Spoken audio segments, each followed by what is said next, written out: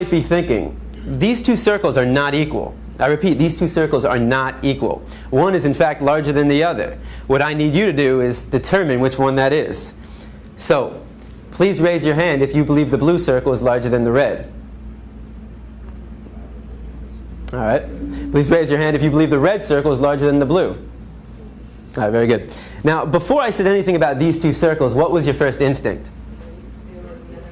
Equal, right? Because they look equal. And the reason why they look equal is because, in fact, they are equal. These two circles are identical. Yet I got just about every one of you to raise your hand and say that they're not. So what do we learn? That you can be manipulated like that to believe in something that goes against your natural instinct. Just imagine as a child you're taught that the blue circle is larger than the red. If you say it enough times, you convince yourself that's the truth. If you're told the lie enough times, it becomes part of your reality. And if enough people are taught that lie, that the blue circle is larger than the red, well, now it becomes part of the culture. And if that culture then passes that misinformation along to the next generation, well, now it becomes tradition. And what we have to remember is that just because we have a tradition doesn't mean it's morally acceptable. Tradition and morality are not always the same. I mean, can you think of any traditions that we once had in the United States of America that we no longer have? That today we think back and that was immoral? Slavery, right? Less than 200 years ago. And that was a tradition. So the traditions we have today doesn't necessarily mean they're morally acceptable. And as we evolve as a culture, so do our traditions. Now, The Matrix is a story. It's a story. When told enough times to enough people, it becomes part of that culture. It becomes the tradition.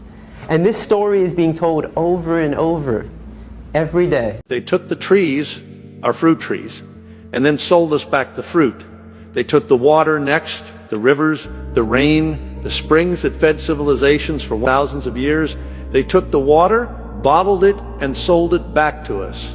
They took the land that existed long before any human being drew lines around it, and told you that if you wanted to stand on it, you'd better have a payment plan. Am I the only one this drives crazy? Everything you need to survive, water, food, shelter, was already here.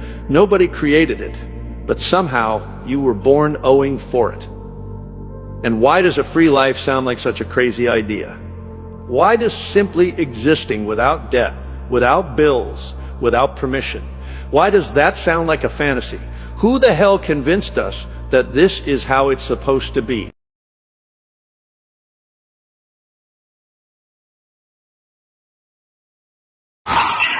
This guy literally changed the way we eat. And you've probably never, ever heard of him. Howard Moskowitz is a food scientist who discovered the bliss point.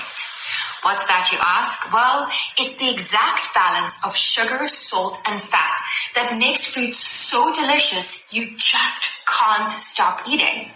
You see, in the 1970s, he worked with companies like Coca-Cola, Prego, and snack brands to perfect their recipes.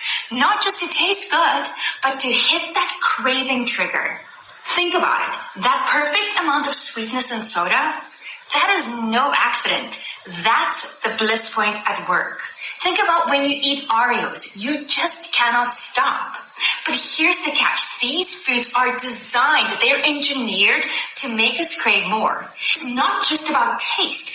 It's about keeping us coming back for another bite, another sip, over and over again. Mind blown? Comment bliss below if you've ever fallen victim to the bliss point. And let's talk about... Feel the effects of the agent? Everything's moving.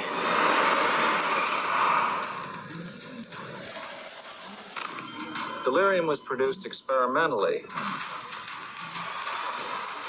They had no idea what the drug was going to do to us. They just moved the monkey out of the way and put me in there behind it. The mission was to find a drug that would produce incapacitation. We had millions of dollars to work with, and I built the program around that. Next question.